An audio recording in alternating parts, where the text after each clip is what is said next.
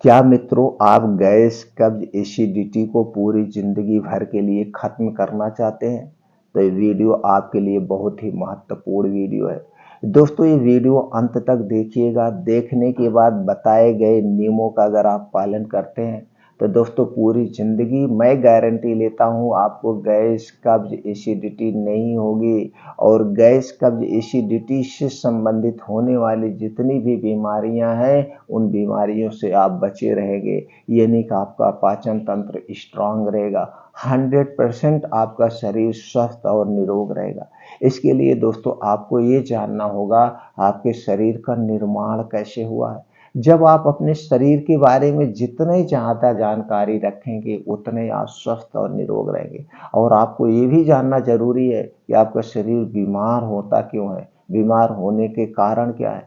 तो दोस्तों चलिए शरीर की बनावट पर प्रकाश डालते हैं। दोस्तों हमारा शरीर 5 तत्वों से बना है। जब हमारे शरीर में किसी भी पोषक तत्व या किसी भी तत्व की कमी होती है तो उस कमी के कारण हमारा शरीर बीमार पड़ता है। दूसरी तरफ दोस्तों जो हमें बीमार बनाता है, हमारे शरीर में 3 दोष पाया जाता है, वात दोष, पित्त दोष और कफ दोष।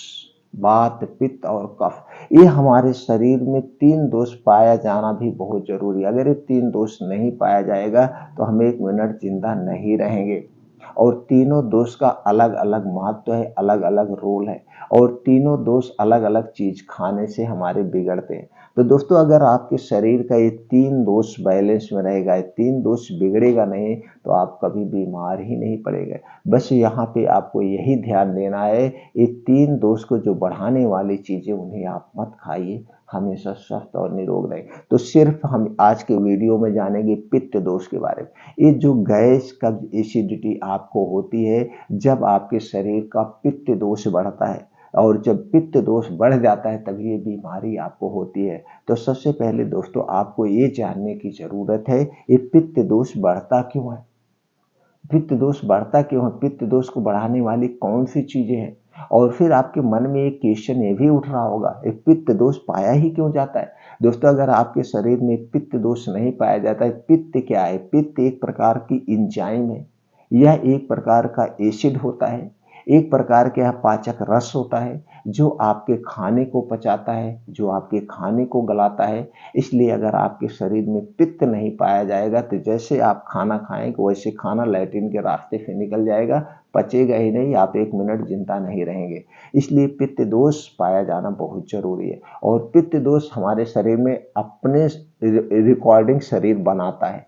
बस आपको ये पित्त दोष बढ़ने ना पावे, बस इतना ही मैनेज करिए बस, और कुछ मैनेज, इतना अगर आपने मैनेज कर लिया तो पूरी जिंदगी आपको गैस, कब्ज, एसिडिटी नहीं बनेगी। तो चलिए पहले जान लेते हैं दोस्तों, अगर आपके शरीर में पित्त दोष बढ़ा हुआ है तो कैसे आप पहचानेंगे, पित्त दोष के लक्षण क्या है। तो सबसे पहले हमें लक्षण जानना है, तो इसके लक्षण क्या है। तो आप समझ गए पित्त दोष क्या है, इसके से क्लियर हो गए। अब पित्त दोष को लक्षण समझ के अगर इसमें से कोई भी लक्षण नजर आ रहा है तो जान लीजिए आपके शरीर में पित्त दोष बढ़ा हुआ है। तो इसके क्या लक्षण है, सबसे पहला लक्षण है पेट फूलना, दस्त आना, पेट में मरोड़, गैस, खट्टी ढकारे आना, एसिडिटी, अल्सर, पेशाब में जलन, रुक रुक बूंद बूंद बार बार पेशाब का आना, पेशाब में दोस्तों पित्त में पथरी या किडनी में पथरी, शीघ्र पतन, स्वप्न दोष, लार जैसी धातु का गिरना, शुक्राणु की कमी,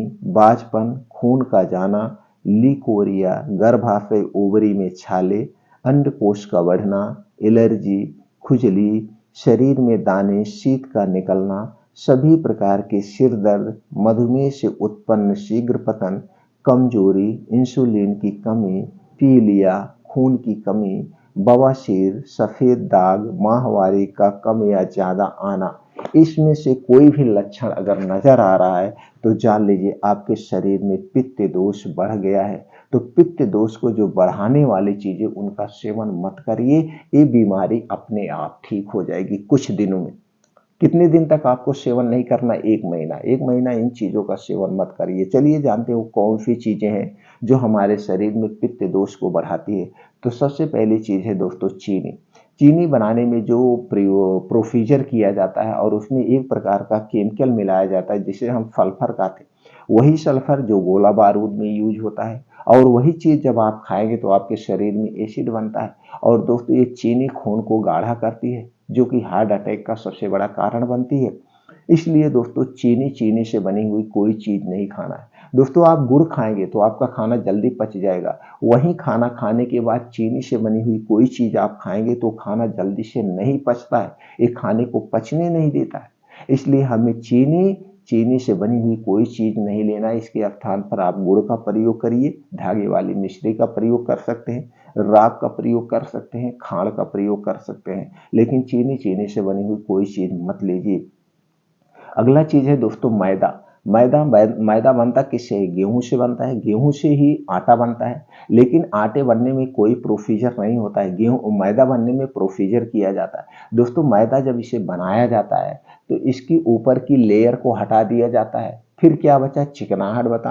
और गेहूं के ऊपर की लेयर में ही फाइबर पाया जाता है, जो हमारे स्वास्थ्य के लिए लाभदायक है।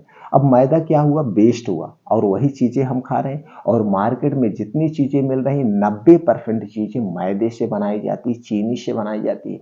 तो दोस्तों हमें मैदा नहीं लेना है, मैदा से बनी हुई कोई चीज नहीं खाना चाहिए अगर आप स्वस्थ और निरोग रहना चाहते हैं। अगला चीज है रिफाइन किया गया तेल। और इस समय मार्केट में आ रहा डबल रिफाइन किया गया तेल, और इससे भी ज्यादा खतरनाक तेल आ रहा पामोलिन। तो दोस्तों रिफाइन किया गया तेल, डबल रिफाइन किया गया तेल, पामोलिन और डालडा में बना हुआ कोई सामान हमें नहीं खाना है।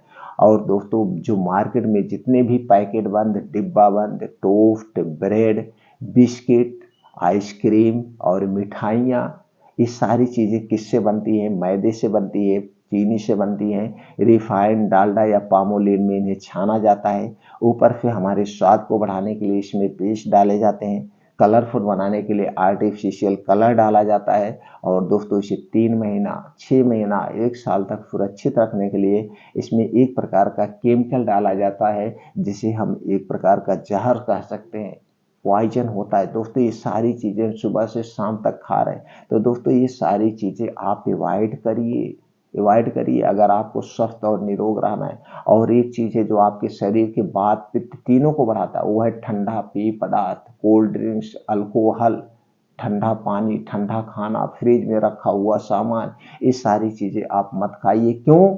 क्योंकि दोस्तों अगर इसे आप खाएंगे तो आपका शरीर में कफ दोष बढ़ जाएगा, और जब कफ दोष बढ़ता है, पित्त दोष बढ़ता है, तो दोस्तों 15 से 20% बीमारियां होती हैं। क्यों नहीं ठंडा चीज खाना चाहिए, उस पर भी बता देते, तभी आपको समझ में आएगा। दोस्तों जब हमारे शरीर का टेम्परेचर 36 से 37 डिग्री सेल्सियस होता है, यानी गर्म होती है हमारे शरीर, आप जानते भी हैं। जब जिसकी शरीर ठंडी हो जाती है, जान लीजिए उसका राम नाम सत्य हो गया। तो जब आपका शरीर गर्म है, तो जब ठंडी चीज आप डालेंगे तो ठंडे गर्म मिलेगा, तो उसका रिएक्शन उल्टा होता है, तो आपके शरीर में कफ और पित्त दोष दोनों बढ़ जाता है। इसलिए हमें ठंडी चीज नहीं लेना चाहिए, रूम टेम्परेचर का खाना खाना चाहिए, रूम टेम्परेचर का पानी पीना चाहिए, तो आपका वात पित्त कफ तीनों बैलेंस में रहते, इसे आप छोड़ दीजिए। अगला चीज है धूम्रपान, अल्कोहल, शराब हमें कभी नहीं पीना चाहिए, ये वात पित्त कफ को बढ़ाते। इतनी चीजें हमें नहीं खानी चाहिए, तो आपके शरीर का वात पित्त कफ नहीं बढ़ेगा और आप 100% स्वस्थ और निरोग रहेंगे। दोस्तों इसे खाने के आपको नुकसान ही नुकसान है, लेकिन अगर आप इसे छोड़ देते हैं तो कोई नुकसान नहीं, सिर्फ फायदे ही फायदे। आप घर का बना हुआ खाना खाइए, घर की चीजें खाइए। और अगला चीज जो है, आपको गैस एसिडिटी क्यों बनती है? जो आप देर रात को खाना खाते हैं। आज एक लाइफ स्टाइल बन गई सबके घरों में दोस्तों 10 से 11 बजे के बीच खाने की, और 10% घरों में 11 से 12 बजे के बीच खाते हैं। और जब आप रात का खाना खाते थे, खाना जल्दी से पचता नहीं, क्योंकि रात में हमारा पाचन तंत्र स्लो हो जाता है। दोस्तों हमारा ये जो पाचन तंत्र है, जो ये पित्त है, जो ये जठर है, जो ये इंजाइम है, ये सूर्य की रोशनी पर काम करती है।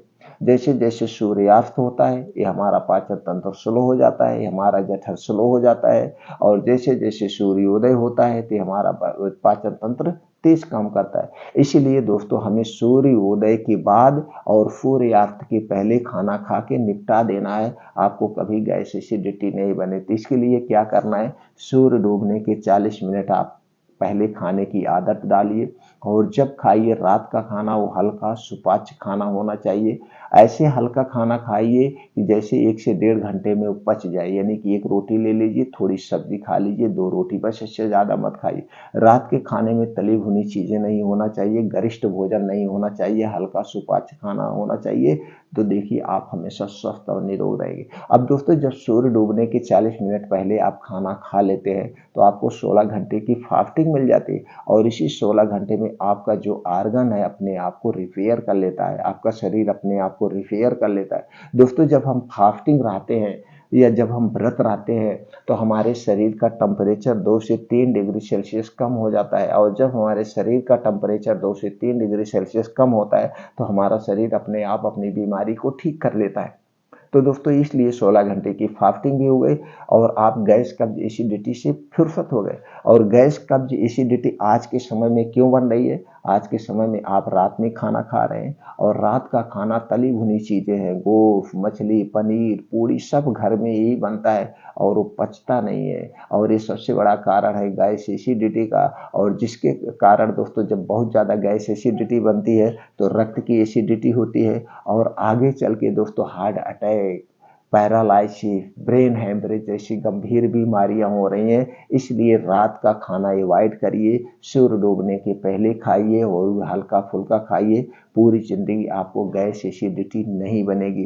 तो दोस्तों इसी के साथ कुछ और नियम आप अपना लीजिए। अब आप सोचेंगे हम खाएं क्या? अपने खाने में हरी साग सब्जियां खूब खाइए, जम के खाइए, मौसम के हिसाब से खाइए।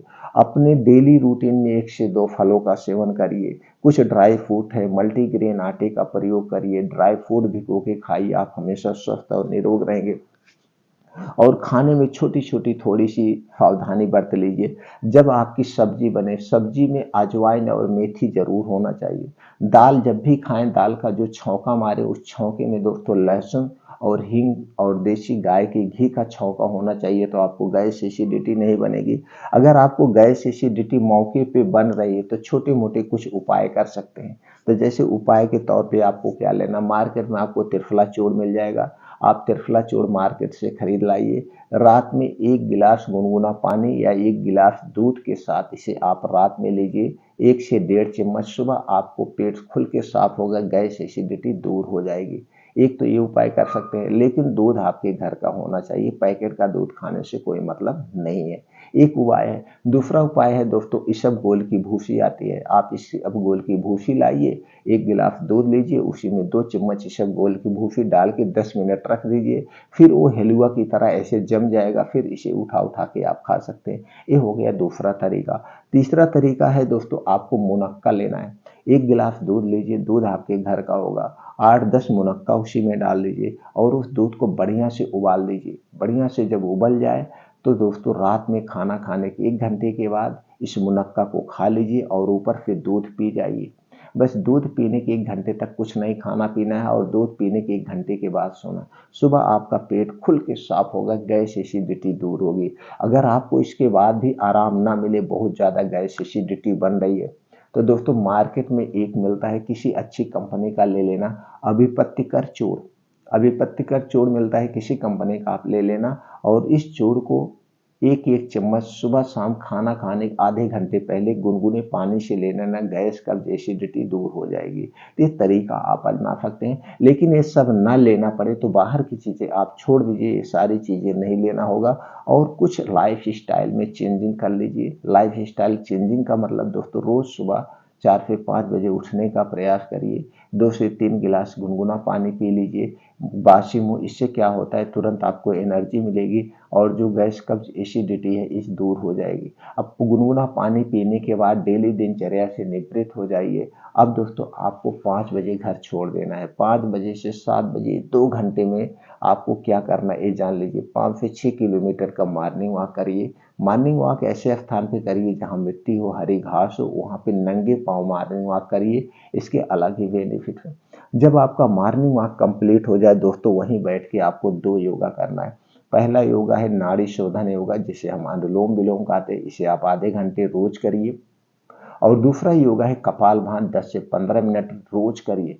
दोस्तों जब कपालभाति करते हैं तो पाचन तंत्र से संबंधित आपको कोई बीमारी नहीं होगी। ये 2 योगा रोज करना, इसे मिस नहीं करना। ये 2 योगा करने के बाद दोस्तों वहीं बैठ के कुछ और योगा प्राणायाम करिए, जैसे आप शीर्षासन करिए, वज्रासन करिए और फिर दोस्तों सूर्य प्राणायाम करिए, दंड बैठक करिए, सपाट मारिए, जो कुछ भी आप कर सकते हैं अपने शारीरिक क्षमता के अनुसार ये सारे योगा प्राणायाम करिए। इससे क्या होता है, आपके शरीर अंदर से मजबूत होती है। ये सारी बीमारी आपका शरीर खुद इसे खा जाएगा। तो दोस्तों अपने डेली रूटीन में 2 घंटे का आप समय निकाल लीजिए और उसके बाद दोस्तों जब आपके पास जो समय बचा है लास्ट में आप बैठ के 15 से 20 मिनट ध्यान करिए, मेडिटेशन करिए। दोस्तों जब हम बैठ के एकांत में ध्यान करते हैं तो हम अपने आप को क्या करते हैं, अपने आप को समझते हैं। हमारे अंदर की जो शक्तियां वो जागृत होती हैं, मन को कंट्रोल करते हैं और जिसने भी अपने मन को कंट्रोल कर लिया वो पूरी दुनिया को जीत लिया। ये हमारा मन बहुत चंचल होता है। हमारे दिमाग में 2 मन होते हैं, एक अवचेतन मन और एक चेतन मन, जिसे हम कॉन्शियस माइंड और सब कॉन्शियस। दोस्तों आप अपने सब कॉन्शियस माइंड को एक्टिव कर लीजिए, उसी दिन आप स्वस्थ और निरोगी। आपका सब कॉन्शियस माइंड बड़ा पागल होता है। इमली के पेड़ को आप कह देंगे आम का पेड़ है तो आम का पेड़ मानते रहेगा, जब तक आप ये नहीं कहेंगे इमली का पेड़ है। इसलिए दोस्तों 15 से 20 मिनट ध्यान करिए और इस ध्यान में अपने आप को पॉजिटिव थिंकिंग दीजिए, अपने आप को पॉजिटिव सोचिए, हमेशा आप स्वस्थ और निरोग बने रहें। तो दोस्तों ये छोटी छोटी जानकारी अपना करके, छोटे छोटे नियमों का पालन करके हम पूरी जिंदगी स्वस्थ और निरोग रह सकते हैं। उम्मीद करते हैं कि ये जानकारी आपको जरूर कुछ हेल्प करेगी स्वस्थ रहने में, निरोगी रहने में। अगर ऐसा आपको लग रहा है तो दोस्तों ये वीडियो ज़्यादा से ज़्यादा लोगों तक शेयर करिए। फिर मिलते हैं अगले वीडियो में।